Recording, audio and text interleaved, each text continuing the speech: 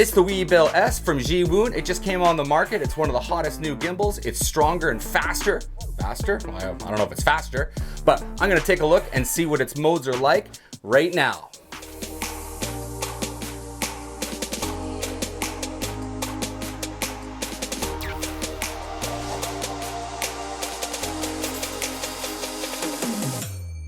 Hey guys, I'm Nigel from Stellar J Films, and I'm a videographer and drone pilot based in Japan. I buy lots of tech gear, and sometimes I like to do quick reviews on some of the things that I buy. Well, I gotta tell you, first of all, the first gimbal I got from Zhiyun was the Crane Plus. It was a pretty good gimbal. It had its problems, that's for sure. Things like the bottom of the plate, you couldn't really change the camera yet. You had to undo the screw, so I ended up putting on a base plate here, and then it made it a little too top heavy, so when I went into underslung mode, it would constantly hit the camera, so it was a little bit unusable in that part, even though I did actually make a handle on the bottom there, as you can see. And it was a good gimbal, it's just the motors kind of sucked on it. So it's time to say goodbye to this one, put it on some Japan auctions, if you know what I mean, and it's time to say hello to our newest gimbal, and that is the Zhiyun Weebill S. Now, I just got this about 2 days ago, and I have been so busy playing with this thing.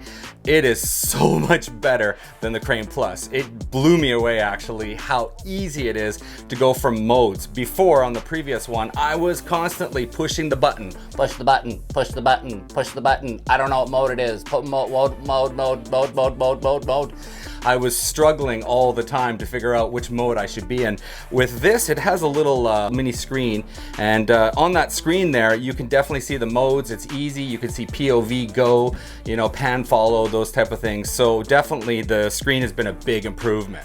It doesn't come with the handle as you see here and here. These were all bought separately, and this one here is a handle that actually extends a little further out, and then it allows for people like me who have big hands to have a little bit of more clearance. I thought that was a really genius idea, because with the tripod down below here, there could be a tendency for you to actually hit it. I'm sure the Weebill Lab owners know about this, but for me, I knew it was a no-brainer. I've got, you know, fat fingers, so definitely wanted to go with something that had a little more wiggle room.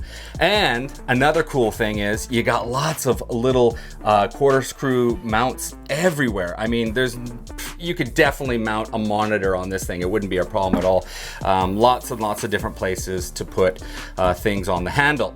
Down below, we have the tripod legs, and what I've done is I'm using the Transmount Adapter. It's a simple little device that you just screw on the bottom, and that allows you to use the tripod legs and pop in and off. I think that's a great feature to have. Sometimes when you're going into tight areas, you definitely want to have this off, and then you're able to go, you know, tight and into your body, which is where you want the gimbal to be all the time. You don't want it out like this, right? You want your gimbal nice and tight as you're getting these cool panning shots. But definitely get the Transmount adapters. I will definitely put some links in the description there for you guys so you can check it out. The handle I got is from a company called AGimbalGear. What a neat name that is, eh? Pretty simple, AGimbalGear. And basically the handle just goes onto the base, and from there you mount it on. You can use the Transmount down below that, so then you can have your tripod legs and the side handle. I think it's really good to go with the side handle. The reason is with one hand you tend to do this and you wobble a lot, but with the handle, ooh, look how smooth I am, right? You've got two hands, you're nice and tight into the body, and you know, you've got a lot more stability. Also, if you start to use the focus wheel, if I can get that in there, the focus wheel, you could use your index finger if you need to.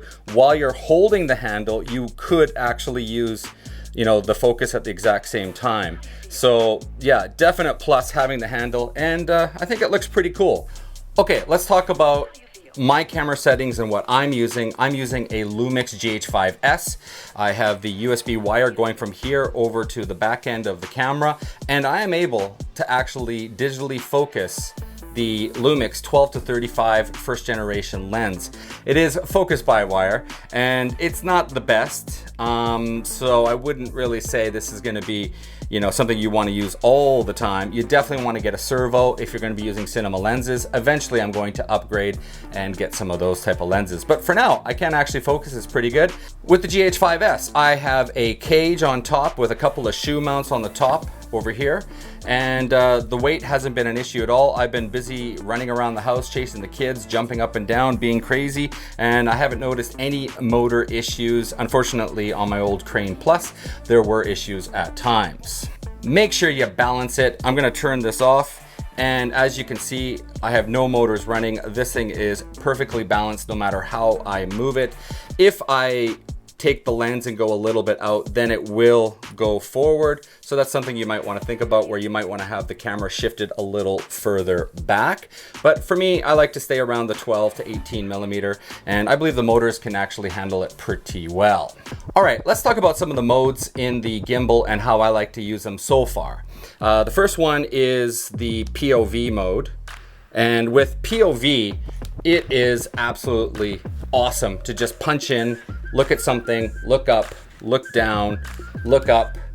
It's so responsive. Now keep in mind, I did actually change my settings a little bit down, so it's a little bit slower in the responsiveness of the motor. So, you know, if you're at 100%, it would even be quicker. But here we are, looking up, looking down, looking to the right, looking to the left, looking at myself in my phone, looking at my light, looking at my computer.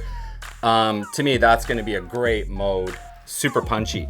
Now, if you want to punch it a little bit more, hopefully I didn't blow up my mic on that one, go to the go mode, and now you are looking at everything you can think of. Super punchy.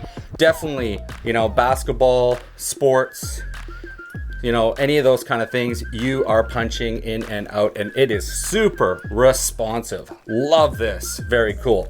Don't forget, double click and you are back to normal again. Okay, so you've just gone from go mode and you want to go to pan and follow. Just push the trigger once and now you are in pan follow. The gimbal won't look up or down, it just looks from left to right. Pan follow, you know, you're gonna get some really nice slider type shots. If you push or hold the trigger, just hold it, now it's gonna do follow.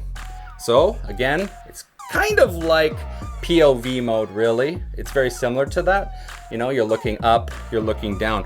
What I like to do with it is look up, beautiful trees, you got some beautiful sun flares, let go of the trigger, and look at that. Now you got some cool sort of like slider type shots, you know, of some light coming through the trees or something like that. Again, if you need to readjust, hold the trigger, look down, let go, and now again, you're in that pan follow mode. All right, so that's a pretty cool feature. I really like that. On the side of the gimbal, there is a PF and a L button. Simply switch it down and now you are in lock mode. And what lock mode does is keeps it centered where you're looking.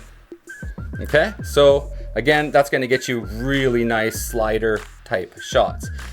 If you need to move around, just hold the trigger once and that's going to give you that follow mode again. And then again, let go, and no matter where you are, and it's locked. Go to the left, unswitch it, double click, and you are back to the beginning again.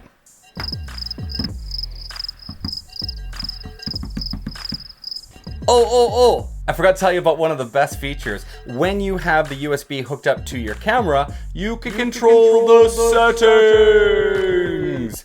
What a godsend this has been for me, coming from the old Crane 2. I hate you, Crane 2. But yeah, I am now able to adjust the f-stop right directly with the joystick here. So I can go all the way, you know, from, you know, 2.8 all the way up to freaking whatever I need to do.